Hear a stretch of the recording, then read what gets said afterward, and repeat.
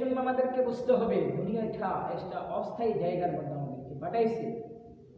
চিরস্থায়ী হায়াত কোথায়? আমরা আমাদের চিরস্থায়ী হায়াত কোথায়? সে হায়াতগুলা যেহেতু আমরা সুন্দর করে কাটাইতে পারি, সেই জন্য আমাদেরকে এই সময়গুলো আমাদেরকে সুন্দর করে আমলে সালেহ দিয়া কাটাইতে হবে। ভাইরা আমার, বুঝতে হবে দুনিয়ার মধ্যে কেউ বেঁচে থাকতে পারবে না। যেমন আমাদের বিশ্বনবী হযরত মুহাম্মদুর রাসূলুল্লাহ সাল্লাল্লাহু আলাইহি ওয়াসাল্লাম দুনিয়ার থেকে বিদায় নিয়ে চলে গেছেন। তাহলে বোঝা যায় কেউ কি দুনিয়ার মধ্যে থাকবে না। এটা দুনিয়াটা থাকার জায়গা না, অন্ধকার কবরে চলে যেতে হবে। যেমন হযরত মুসা আলাইহিস সালাম চলে গেছেন, হযরত আদম চলে গেছেন, ইব্রাহিম আলাইহিস সালাম চলে গেছেন, হযরত আবু বকর চলে গেছেন।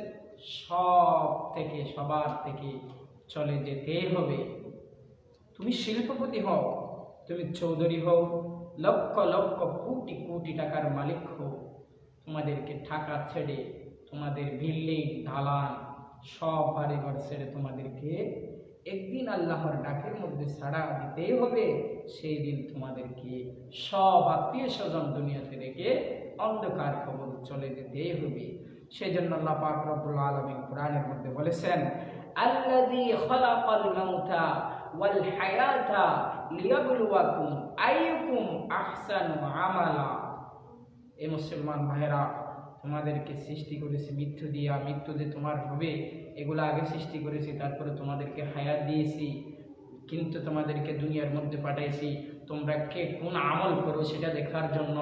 আহসানু আমালা, কে শিরিক মুক্ত আমল করে আর কে শিরিক করে এগুলো দেখার জন্য তোমাদেরকে দুনিয়ার মধ্যে পাঠাইছি। কোরআন শরীফে আছে কুল্লু নাফসিন যায়িকাতুল মাউত, এটা দুনিয়ার থেকে সবাইকে মৃত্যুর স্বাদ গ্রহণ করতে হবে। কেউ দুনিয়ার মধ্যে বেঁচে থাকতে পারবে না। কারণ চলে গেছে, ফেরাউন চলে গেছে, সেই জন্য কবি বলতেছেন কুজা কারুন কুজা ফেরাউন কুজা নমরুদেশ দেহমানি কুজা মুসা কুজা ঈসা কুজা তখতা সুলাইমানি। মুসলমান ভাইরা, একথা সংক্ষেপে বুঝতে হবে।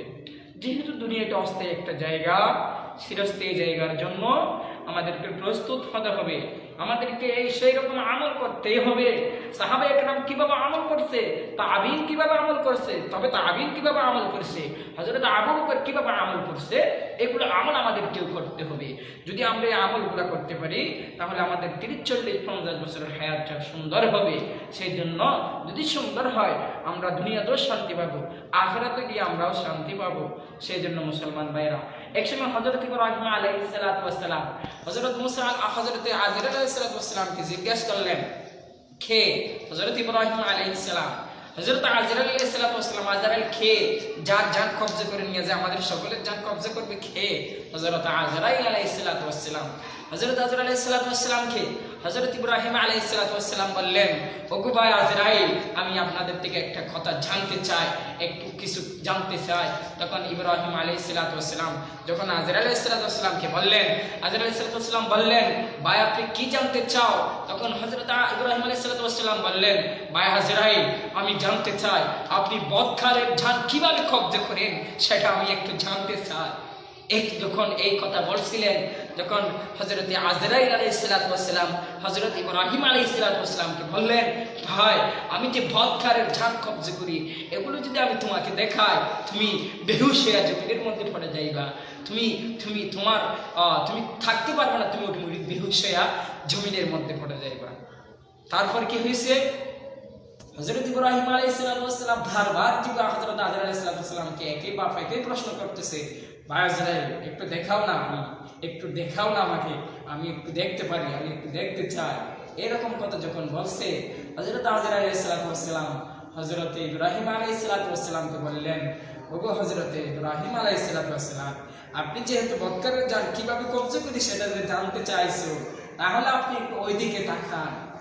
তখন হযরত ইব্রাহিম আলাইহিস সালাতু ওয়াস সালাম ওইদিকে তাকাইলেন। ওইদিকে থাকার মাত্রই হযরত আযরাইল আলাইহিস সালাতু ওয়াস সালাম বদখালের জান যেইভাবে কবজা করে ওই আকৃতি ধারণ করে ফেললেন। ধারণ করে হযরতে ইব্রাহিম আলাইহিসসালামকে বললেন, আজরাইল বলতেছেন, ওগো ইব্রাহিম, এবার দেখো আমি বৎখারের ধান কিভাবে কবজা করি, এগুলা দেখো। তখন হযরত ইব্রাহিম আলাইহিসসালাম যখন এইরকম বলে মুখ ফিরিয়ে দেখে যখন আজরাইলের দিকে তাকাইলেন, হযরত ইব্রাহিম আলাইহিসসালাম বেহুশ হয়ে জমিনের মধ্যে পড়ে গেলেন। বেহুশ হয়ে যখন জমিনের মধ্যে পড়ে গেলেন, তখন কিছুক্ষণ পরে হুঁশ আসলো। হুঁশ এসে হযরতে আজরাইল আলাইহিসসালামকে বললেন, ভাই আজরাইল, এটা তো বড় দুঃখের সংবাদ, খবরের আযাবের চেয়েও আপনার যে জান কবজা করেন, এটা তো মারাত্মক আযাব, এগুলো তো মানুষ কেমনি সহ্য করবে? আমার মনে হতেছে আপনি যে আকৃতি ধারণ করে বৎখারের জান কবজা করেন, এটা কবরের আযাবের চেয়ে কঠিন। সেই জন্য ভাইরা, বৎখার না হয়ে যদি নেককারের মৃত্যু করতে চাও, নেককার কিভাবে মৃত্যুবরণ করে দেখছো? এমনি দুনিয়ার থেকে মুস্কি হাসি দিয়ে দুনিয়ার থেকে বিদায় নিয়ে তারা চলে যায়। সেই জন্য মুসলমান ভাইরা, আমাদেরকে সকলকে আমাদের একথা বুঝতে হবে, মৃত্যুর জন্য আমাদের সকলকে প্রস্তুত হতে হবে। মৃত্যু আমাদের সামনে হাজির হবে, সেই জন্য আমাদেরকে বুঝতে হবে আমরা সর্বদা মৃত্যুকে বেশি বেশি স্মরণ করব। হাদিসের কিতাবে আছে যে নাকি মৃত্যুকে বেশি বেশি স্মরণ করবে, আল্লাহ পাক তাদেরকে মৃত্যুর ভয়ে আল্লাহ পাক হয়তো তোমাদের আমলে তোমাদেরকে ওইগুলো যে তুমি ভয় করছো, এর আমলে তোমাদেরকে কিছুই বদলাই দিতে পারে। সেজন্য আমরা সকলে মৃত্যুর জন্য প্রস্তুতি হব ইনশাআল্লাহ। ওয়া মা আলাইনা ইল্লাল বালাগ।